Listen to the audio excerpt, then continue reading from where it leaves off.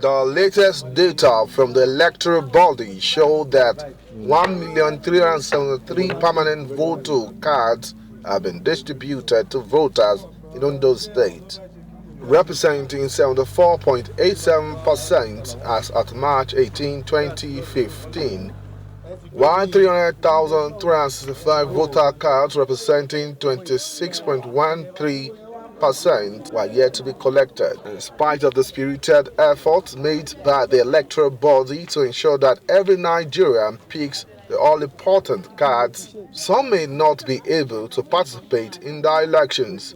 For these residents of Owo, it appears they may not be able to exercise their franchise because their PVCs are yet to be given to them.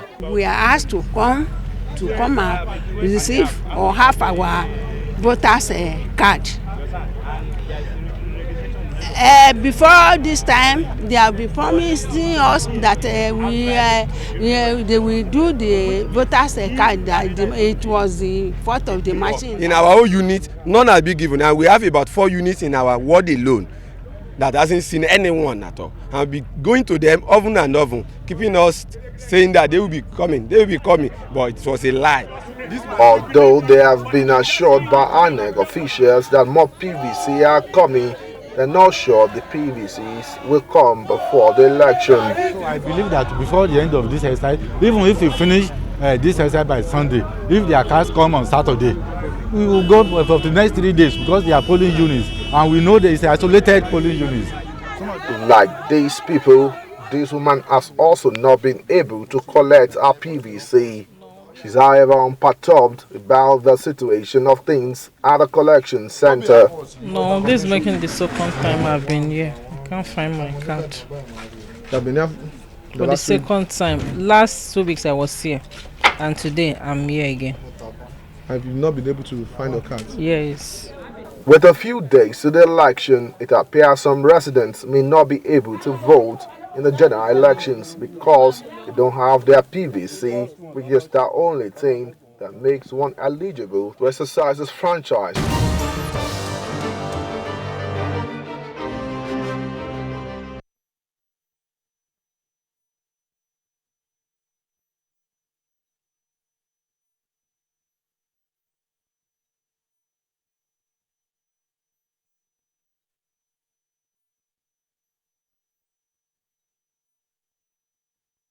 Election accreditation and voting procedure. 10 basic steps for voters on polling day.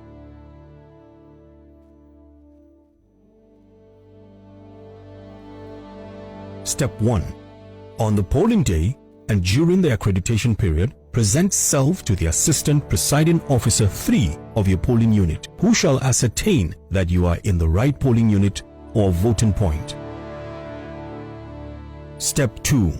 Approach Assistant Presiding Officer 1 for your PVC to be read by the card reader and matched with your thumbprint.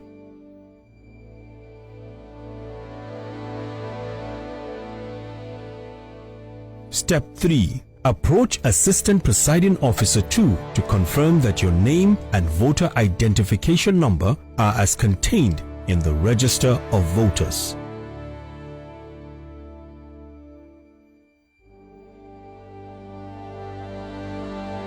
Step 4. Allow the Assistant Presiding Officer 2 to apply indelible ink to the cuticle of the appropriate finger, then receive the voter accreditation tag, and then leave the polling unit to give space for other voters to be accredited, but return to the polling unit at 1 p.m. to be briefed on how to vote. Step 5. At 1:30 p.m. or when the presiding officer announces commencement of voting, join the queue in an orderly manner.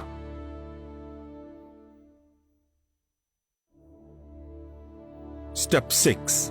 When invited, approach the Assistant Presiding Officer 2 to have your right thumb or fingernail marked with indelible ink and collect your ballot papers for voting. Step 7. Proceed to the voting cubicle to thumbprint your ballot in secret. Be careful not to allow the ink to stain other parts of the ballot papers. Step 8. With your ballot papers folded vertically, approach the Assistant Presiding Officer 1 to guide you so as to drop the ballot papers into the appropriate ballot boxes. Red box for presidential or governorship, black box for Senate, and green box for House of Representatives. Step 9. Leave the immediate voting area to give way for other voters to cast their votes. Step 10. You may, however, stay within the polling station to witness the sorting and counting of votes as well as the announcement of results.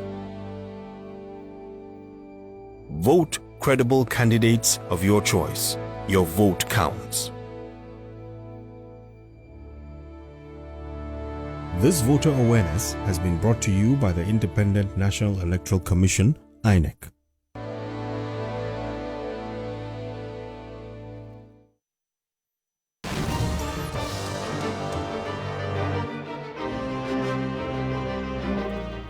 The Independent National Electoral Commission dotting the I's and crossing the T's there. 5 days to the election. 5 days to the election. Now, we can't be talking about there's no going back on card reader. There's no going back on PVC. We have a consensus. It's a done deal. So we are faced with that signed, sealed, signed, and complete, delivered. And there's no going back on who will conduct the election. Now, Professor Jaga is going to, the presidential election. Yes. Okay. The presidential election. Okay. So we have a consensus on that. The election is one bouquet. Okay. Now, talking about that same day, we are having presidential election and National Assembly election. I don't know much about the National Assembly election, as in, is it a different ballot paper? I don't know if INEC has been able to come out to tell us, because they said the card reader that you can't use a card reader for a particular polling unit for another polling unit. That even the ballot paper, you can't use it for another polling unit, that it's customized. Yeah, all of them. All of them, one by one. It's the voting venue specific. It's because in the past, if you remember even the election that Oyinlola rigged massively, 2007. The 2007 election. According to the court, yes. Voting materials meant for a different state were brought to Osun State to be used for their massive thumb printing. Massive thumb printing that they did. They got tired of even using their thumbs. At the point, they had to go and look for palm kernel seed. You are using a kuro to do thumb printing because they got tired of using their hand. Maybe their thumbs began to pain them. Yes. Now say, let's go for something. 1 to 1,000, 2,000. Yes. That is industrialized rigging. So INEC has actually learned from this, by making sure that, okay, the voting materials, the ballot papers are voting unit specific. So you can't use voting materials meant for this place. Even if you steal INEC voting materials, it's useless. It's useless to you because it has to be used in that area. In the place it's meant for, originally meant for. Is your ballot box snatching? No, when you snatch, what can happen if you snatch ballot box? It can only mean that you want to stop the momentum. Okay. Maybe you can see that a particular party is winning. Then you want to cause disruption, then you steal it. But you can't use voting materials meant for a different polling unit. But Julie, let me quickly ask this for further clarification. Is it going to be differentiated by just colors or the numbers? You're talking about the voting material, the ballot paper now. The one for your polling unit. Is it about colors or about numbers or combination? I don't think they've not come out to talk about the colors, but what I know can happen in this situation, and which is good. We're even talking INEC should do voter education and all that. It's usually in codes. I'm sure that all of these things. If you are familiar with the papers, they are usually coded. Yes. And I'm very sure, and they know the code of all the polling units. That's what I'm saying. In the entire federation. It's not just going to be about our the color. own polling unit now could be we are in the Sherry, could say ISI /001, something. I remember in 2007. If you take the ones from this polling unit and take it to another Alausa, I get what you're trying to say. Because you see, the reality is at the end of the election, when problems arise and people have a reason to go to court, yes. the court will ask that all the materials are brought back for inspection. So at that point, they can actually identify alien ballots and all that. So cases of ballot stuffing and the rest, they can be easily identified at that point. I think so if you ballots not meant for your local government, if you happen to maybe in the course of rigging or connivance, use them, and the opponent has evidence that those ballots were not meant for that. Taken away from even INEC will testify against you this time around. At the level of litigation. If you remember Yaradua verification. If you remember Yaradua versus Atiku, Yaradua versus Atiku in 2007, Justice Ogun, who gave the dissenting judgment, was talking about the ballot papers weren't realized. They just brought it and just used it. Yes, and I said, how can you... Which is against the electoral... I remember that was not serialized. This time around, with the coding that Boyega talk about, I don't think we will see such a situation this time around. But for me, I think they've made a quantum leap in terms of... One area that I should give it to INEC is that whether they are doing it deliberately or maybe they are appealing to their consciences, the commissioners and the INEC boss, is that we've not really, because some of us have been studying, we've been working closely with some of these items that they are bringing out, and to a very large extent, we've come to an agreement, because I belong to a group, called Stand Up Nigeria, and we've been working, with these people, and we've come to this realization that INEC seems to be interested in credible election. Because we've not really seen, we've not really been able to come out, except the card, this card, PVC, that some people will be disenfranchised. Of course. But the election itself, on technical grounds, looking at the ballot papers, and I think we might stop rigging of election. I think we might have a good election. If you have studied Jigar very well, I think we might have a good election. You realize that this is a man with a different mindset right from day one. Despite the itches, despite the shortcomings that he has here and there, this is a man that has introduced novel things into our ideas, into our electoral system. And I think I should give it to him on that too. It's interesting. You want to put something? Yes, if you've known Jega for years, like I've known him, he's a very forthright person. He's God-fearing, no doubt about it, and he's positively stubborn. Yes, stubborn for the right reason. Which is needed. Yes, of course, he was also president. And look, this job, he didn't want this job, they begged him. I remember. The president said this is the person who can do this job, and they asked that they should convince him, to take the job, and the president personally appealed to him. So for that reason, he would not want to fail. You will see that sense of honesty. You see that determination. When it was, the day he made the announcement that they were going to postpone the election, I felt for him. I felt for him. I felt for him because you could see, and like the intellectual that he is, like the scholar that he is, he read an excellent speech. Many Nigerians will not be happy that the elections were postponed. But you could see that it wasn't Jega's fault. Although it later turned out to be a blessing. Because in the reasons, INEC was not ready. It gave them time. And he has admitted that the postponement has afforded them opportunity to be better prepared. All right.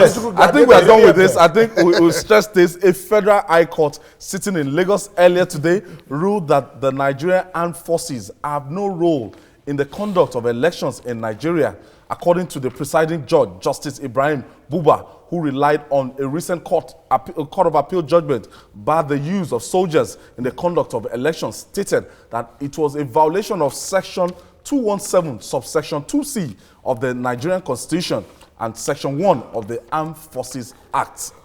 Bega, let me start from you. Well, I had not even heard the judgments when I was remember I told you that I saw a detachment. I mean, of soldiers on my way to. I was going out for a meeting. I was driving. Unfortunately for me, I was the only one in the car. I wanted to do my citizen journalism. I wanted to snap these guys, but you know the way we steal shots. For those of us trained in broadcast, I wanted to do it, but I saw that about two of them caught me. I just put my phone back. Vigilance. I just put my phone back where you lose your prize possession. where it should be. Disrespect yourself. I didn't want to distain myself. Okay. So, but it was. Let me not lie to you. Let's quickly go to break this news now. Okay. Bolabo Fashadeju, our correspondent, judicial correspondent, she has a package for us. Okay.